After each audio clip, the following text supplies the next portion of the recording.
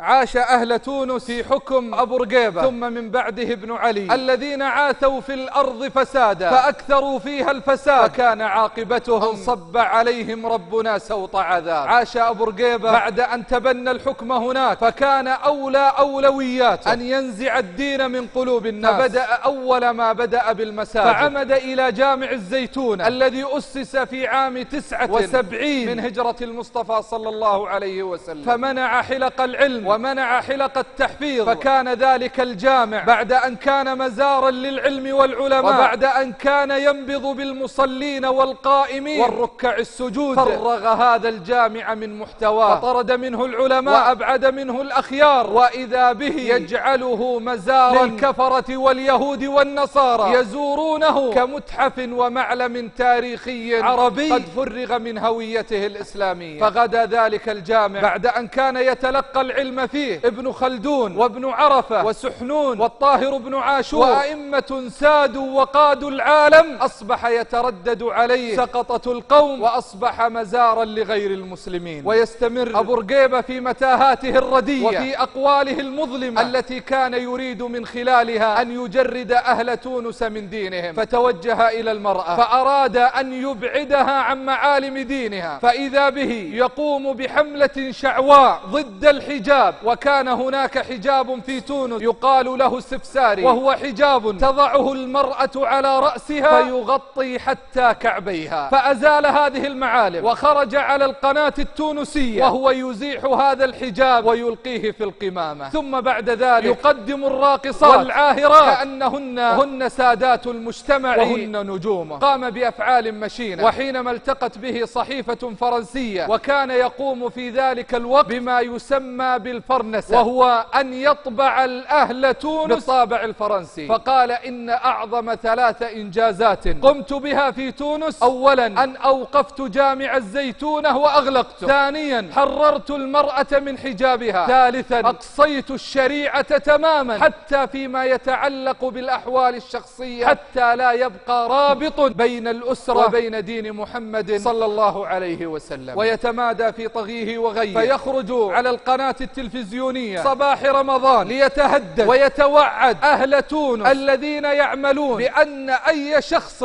يعمل في نهاره ويجده صائم فإنه سيلقي به في غياهب السجون، ثم بعد ذلك يشرب الماء نهارا جهارا في شهر رمضان المبارك. إنه طغى وبغى وآذى خلق الله عز وجل. في عام 1960 ألغى التقويم الهجري وأحل محله التقويم الميلادي، ليأتي في عام 1961 ليصدر قراره المشؤوم بتأميم المساجد جميعا وبيع 200 مسجد منها. باع 200 مسجد، فمنها ما أصبحت هذه المساجد مساكن للناس، ومنها مساجد رأيتها بأم عيني أصبحت خمارات يشرب فيها الخمر الذي حرمه الله عز وجل، وحول ثانية إلى مراقص، وثالثة إلى متحف الروماني، حتى يزور أهل فرنسا هذا المسجد الذي كان يوما من الأيام يذكر فيه الله الواحد الديان، وأصبح الآن يدنس فيه اسم الله عز وجل. أمور عظيمة قام بها ذلك الظالم، حتى إنه قام، وكنت أسأل وزير الشؤون الإسلامية في تونس أقول: أين أموال الأوقاف؟ قال: لا يوجد أوقاف في تونس. قام أبو رقيبة بتأميمها ووضعها في خزينة الدولة وألغى ما يسمى بالأوقاف. أمور عظيمة قام بها من أجل أن ينسلخ الناس من معالم دينهم الذي أتى به محمد صلى الله عليه وسلم. يظهر أبو رقيبة قبل ذلك ليعلن أن هناك أناس خرجوا من دين الإسلام وكفروا بهذا الدين العظيم، وعلى رأسهم سماحة الشيخ عبد العزيز بن باز رحمه الله تعالى رحمة واسعة، والذي أودع أحد التوانسة في السجن لمدة 6 سنوات بسبب أنه وجد في منزله كتاب الدروس المهمة لعامة الأمة لسماحة الشيخ عبد العزيز بن باز رحمه الله تعالى رحمة واسعة. لينقلب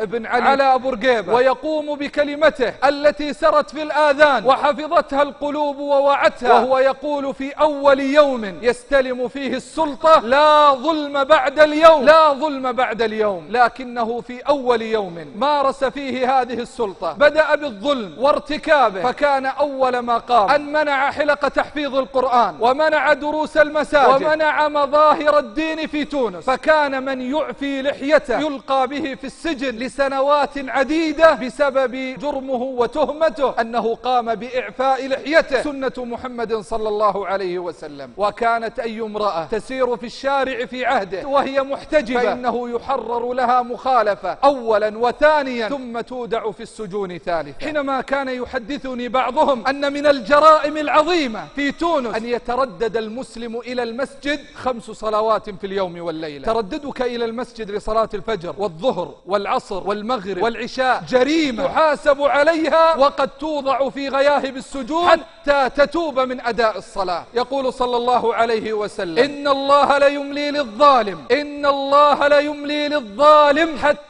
إذا أخذه لم يفلت، وكذلك أخذ ربك، وكذلك أخذ ربك إذا أخذ القرى وهي ظالمة إن أخذه أليم شديد. فنجاه الله ببدنه، فنجاه الله ببدنه كما نجى فرعون ببدنه ليكون لمن خلفه آية. نعم يا عباد الله، إن الظلم نهايته وخيمة وعاقبته أليمة. وبعد أن سقط نظام ابن علي وذهب إلى مزبلة التاريخ، وإذا بالناس يرددون الشهادة ويعلنون الوحدانية لله عز وجل، والله لو رأى ابن علي وأبو رقيبة ما حل بأهل تونس من عودة للإسلام والتزام بالسنة وعودة للحجاب للنساء لعضوا أصابع الندم على تلك السنوات العديدة التي أرادوا من خلالها أن يفرغوا الإسلام من محتواه. ويمكرون ويمكر الله والله خير الماكرين. تكتظ المساجد بالمصلين في صلاة الفجر، والله لا تجد موطئ قدم، الناس يقبلون شبابا وشيوخا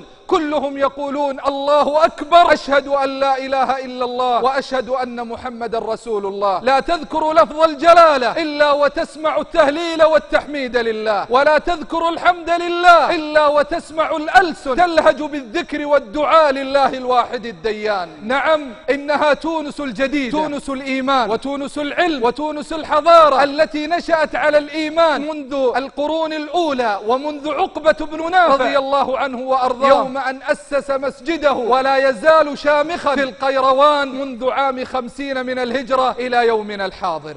حاول الاتحاد السوفيتي وحاولت الشيوعية قبل أن يبعدوا أهل الإسلام عن دينهم، قتلوهم، عذبوهم، شردوهم، قتلوا أبناءهم، اغتصبوا نساءهم، ومع ذلك لا زالوا يقولون نشهد أن لا إله إلا الله ونشهد أن محمد رسول الله. لتذهب الشيوعية ذهابا بلا رجعة بإذن الله عز وجل، فيخرج الناس من أقبيتهم يحفظون القرآن ويتعلمون الدين ويذكرون الله سبحانه وتعالى، وما نقموا منهم إلا أن يؤمنوا بالله العزيز الحميد. تعود تونس الجديدة، المساجد تكتظ بالمصلين، سنة النبي صلى الله عليه وسلم تراها على وجوه الرجال، وأمر النبي عليه الصلاة والسلام بالحجاب تراه ماثلا أمام عينيه، ومنظرا لا يشك فيه أحد ولا يرتاب فيه أحد، وهو يرى النساء قد ارتدين الحجاب. أين تلك الأموال التي بذلت من أجل أن يطمسوا نور الله عز وجل؟ أين تلك الجهود التي بذلت حتى يطفئوا نور الله عز وجل بأفواههم؟ ويأبى الله إلا أن يتم نوره ولو كره الكافرون. في تونس الجديدة التقيت بطفل لا يتجاوز عمره 9 سنوات يحفظ القرآن كاملا، حفظه منذ سقوط ابن علي، له سنة كاملة يحفظ القرآن حتى وعاه قلبه وحفظه صدره، لا يخرم منه آية، يحفظ المصحف ب7 قراءات ويحفظه بصفحاته وبأرقام آياته، ويأبى الله إلا أن يتم نوره ولو كره الكافرون. إن أهل تونس الجديدة يأتيهم تحديات عظيمة، هم وإن كان الله عز وجل فرج عنهم وكفاهم شر الأشرار، إلا أن الشر لا يزال يحيط بهم، من تلك الأقلام المأجورة التي تتبع لفرنسا وأذنابها، ومن تلك الأصوات التي تتعالى تريد هدم الشريعة وإطفاء جدوة الإيمان في قلوب الناس. لذا نقول لأهل تونس إن الطريق صعب وهو طويل، وعليكم بتقوى الله عز وجل، عليكم بتقوى الله واجتماع الكلمة وتوحيد الصف، فإنها من أعظم ما يقوي المسلمين. عليكم بالاتباع لكتاب الله وسنة رسوله صلى الله عليه وسلم، فقد حث النبي عليه الصلاة والسلام على ذلك فقال: تركت فيكم ما إن تمسكتم بهما لن تضلوا بعدي، كتاب الله وسنتي، كتاب الله وسنتي، كتاب الله وسنتي. قل بفضل الله وبرحمته فبذلك فليفرحوا